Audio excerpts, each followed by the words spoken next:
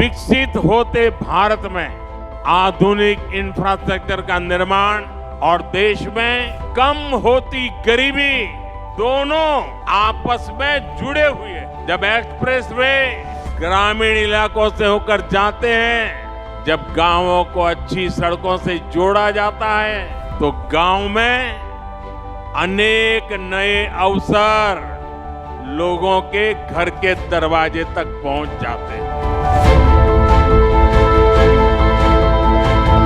पहले गांव के लोग कोई भी नया अवसर खोजने शहर तक चले जाते थे, लेकिन अब सस्ते डेटा और कनेक्टिविटी के डिजिटल इंफ्रास्ट्रक्चर के कारण गांवों में ही नई संभावनाओं का जन्म हो रहा है। जब अस्पताल, शौचालय, नल से जल और घरों का रिकॉर्ड गति से निर्माण होता है, तो सबसे गरीब को भी देश के विकास का लाभ मिलता है। जब कॉलेज, यूनिवर्सिटी और इंडस्ट्री जैसे इंफ्रास्ट्रक्चर बढ़ते हैं, तो इससे नौजवानों को प्रगति की संभावना अनगिनत अवसर लेकर के आती है।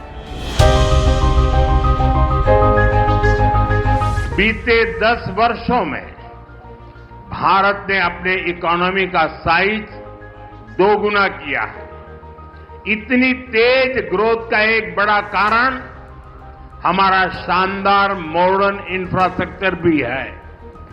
बीते 10 सालों में हमने रेल, रोड, एयरपोर्ट, पोर्ट, बिजली, पानी, गैस पाइपलाइन ऐसे इंफ्रास्ट्रक्चर का बजट करीब 6 गुना बढ़ाया है।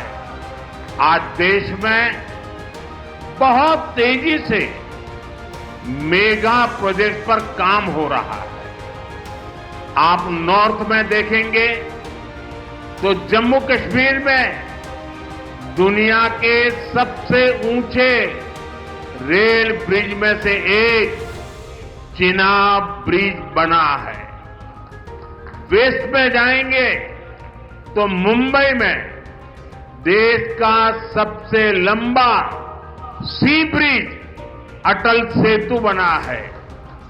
ईस्ट में जाएंगे तो असम के बोगीबील ब्रिज के दर्शन होंगे और साउथ में आते हैं तो दुनिया के गिने चुने वर्टिकल लिफ्ट ब्रिज में से एक पंबन ब्रिज का निर्माण पूरा हुआ है। इसी तरह ईस्टर्न और western freight corridor, dedicated freight corridor भी तैयार हो रहे हैं। देश की पहली बुलेट ट्रेन पर तेजी से काम चल रहा है। वंदे भारत, अमृत भारत और नमो भारत जैसी आधुनिक ट्रेनें रेल नेटवर्क को और आधुनिक बना रही है। बीते 10 सालों में हमने देश में इंफ्रास्ट्रक्चर निर्माण का एक बहुत बड़ा अभियान शुरू किया है और इंफ्रास्ट्रक्चर के इस अभियान के 2 सबसे बड़े लक्ष्य हैं। पहला लक्ष्य निवेश से नागरिकों की सुविधा बढ़ाने की है। दूसरा लक्ष्य निवेश से नौजवानों को नौकरी देने का है। आज देश भर में आधुनिक हाईवे बन रहे हैं, नए नए रूट्स पर रेलवे ट्रैक बिछाए जा रहे हैं, नए नए एयरपोर्ट बन रहे हैं और ये सिर्फ ईंट, पत्थर और लोहे सरिया का काम नहीं हो रहा, बल्कि इससे लोगों की सुविधा बढ़ रही है। देश के युवाओं को नौकरियां भी मिल रही है। आज देश में आधुनिक इंफ्रास्ट्रक्चर निर्माण का महायज्ञ चल रहा है। भारत के एक्सप्रेसवे वाटरवे, मेट्रो नेटवर्क का तेज गति से विस्तार हो रहा है। आज देश के एयरपोर्ट्स पर सबसे बेहतरीन सुविधाएं मिल रही है। 2014 में देश में एयरपोर्ट की संख्या 74 थी। अब इनकी संख्या बढ़कर 150 के पार हो चुकी है। 2014 तक सिर्फ 5 शहरों में मेट्रो की सुविधा थी। आज 21 शहरों में मेट्रो है। इस स्केल और स्पीड को मैच करने के लिए भारतीय रेलवे को भी लगातार अपग्रेड किया जा रहा है। साथियों, आज देश में जितना रूरल इंफ्रास्ट्रक्चर पर फोकस किया जा रहा है, उतना पहले कभी नहीं हुआ। आज देश के ज्यादातर गांव हाईवेज, एक्सप्रेसवे और रेलवेज के नेटवर्क से जुड़ रहे हैं। प्रधानमंत्री ग्राम सड़क योजना के तहत 10 साल में ग्रामीण इलाकों में करीब 4 लाख किलोमीटर लंबी सड़कें बनाई गई हैं। डिजिटल इंफ्रास्ट्रक्चर के मामले में भी हमारे गांव 21वीं सदी के आधुनिक गांव बन रहे हैं। हमारे गांव के लोगों ने उन लोगों को झुठला दिया है जो सोचते थे कि गांव के लोग डिजिटल टेक्नोलॉजी अपना नहीं पाएंगे। आज देश में 94% से ज्यादा ग्रामीण परिवारों में टेलीफोन या मोबाइल की सुविधा है। गांव में ही बैंकिंग सेवाएं और यूपीआई जैसी वर्ल्ड क्लास टेक्नोलॉजी उपलब्ध है। 2014 से पहले हमारे देश में 1 लाख से भी कम कॉमन सर्विस सेंटर थे। आज इनकी संख्या 5 लाख से भी ज्यादा हो गई है। इन कॉमन सर्विस सेंटर्स पर सरकार की दर्जनों सुविधाएं ऑनलाइन मिल रही है। ये इंफ्रास्ट्रक्चर गांव को गति दे रहा है, वहां के रोजगार के मौके बना रहा है और हमारे गांवों को देश की प्रगति का हिस्सा बना रहा है। अब ये भारत नया भारत है। नया भारत इतिहास से सबक लेता है। नया भारत अपने सामर्थ्य को पहचानता है। नया भारत अपने गौरव को पहचानता है। गुलामी की बेड़ियों के हर निशान को पीछे छोड़ते हुए नया भारत समुद्री इंफ्रास्ट्रक्चर में मिल के नए पत्थर लगा रहा है। साथियों, पिछले 1 दशक में भारत के समुद्री तटों पर विकास को अभूतपूर्व गति मिली है। हमने बंदरगाहों को आधुनिक बनाया है। हमने जल मार्गों को विकसित किया है। जहाजों को बनाने का काम भारत में हो, भारत के लोगों को रोजगार मिले, सरकार ने इस पर जोर दिया है। इस दिशा में लाखों करोड़ रुपए का निवेश हुआ है। आज इसके परिणाम भी हमें देखने को मिल रहे हैं। ज्यादातर पोर्ट की क्षमता पहले की तुलना में 2 गुनी हो गई है। निजी निवेश भी बढ़ा है। जहाजों के आने जाने के समय में भी कमी आई है। इसका लाभ किसे मिल रहा है? हमारे उद्योगों, हमारे व्यापारियों, जिनकी लागत कम हुई है। इसका लाभ हमारे युवाओं को मिल रहा है, जिन्हें नए अवसर मिल रहे हैं। इसका लाभ उन नाविकों को मिल रहा है जिनकी सुविधाएं बढ़ी है। पोर्ट इकोनॉमी की पूरे पोटेंशियल का इस्तेमाल तब होता है जब इंफ्रास्ट्रक्चर और ईज ऑफ डूइंग बिजनेस दोनों को बढ़ावा मिले।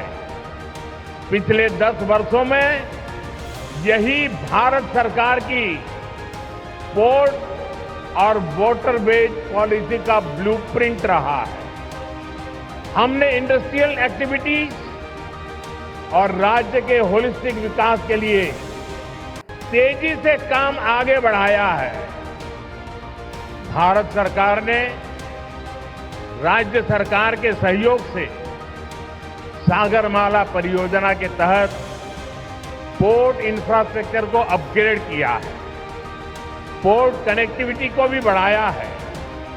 पीएम गति शक्ति के तहत वाटरवेज, रेलवेज, हाईवेज और एयरवेज की इंटर कनेक्टिविटी को तेज गति से बेहतर बनाया जा रहा है।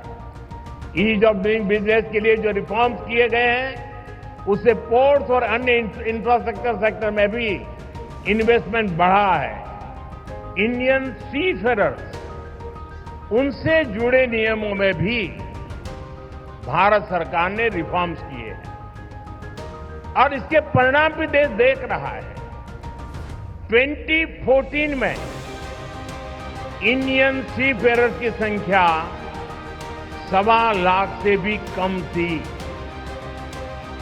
अब इनकी संख्या 3.25 लाख से भी ज्यादा हो गई है।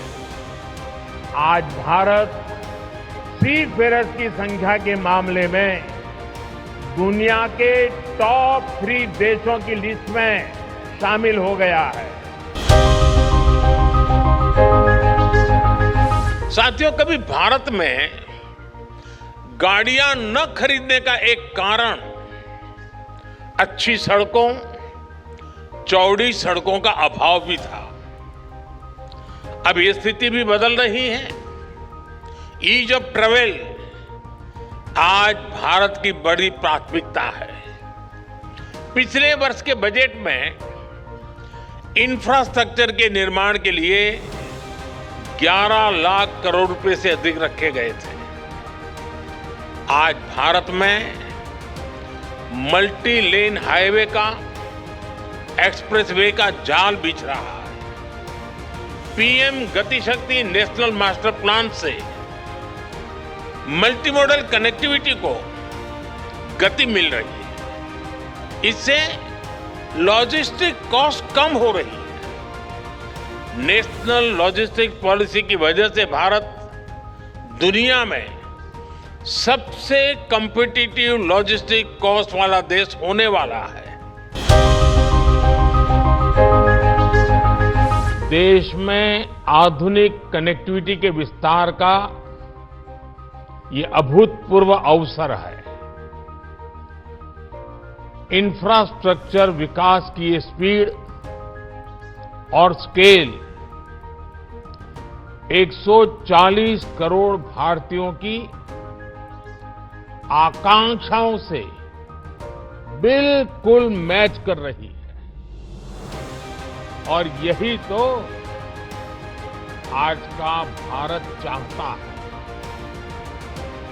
यही तो नए भारत के युवाओं, उद्यमियों, महिलाओं, प्रोफेशनल्स, कारोबारियों, नौकरी पेशा से जुड़े लोगों की एस्पिरेशन है।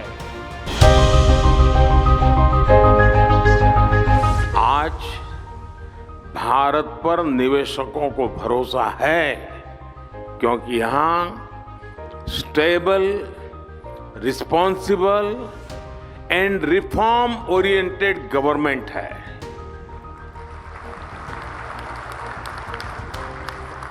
भारत पर उद्योग जगत को भरोसा है, क्योंकि आज हर क्षेत्र में इंफ्रास्ट्रक्चर का तेज विकास हो रहा है। भारत पर टेक सेक्टर को भरोसा है कि यहां टेक्नोलॉजी का तेजी से विस्तार हो रहा है। इसी कालखंड में हमने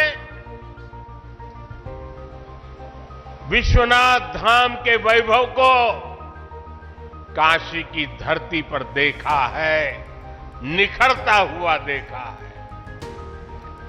इसी कालखंड में हम काशी का कायाकल्प होते देख रहे हैं।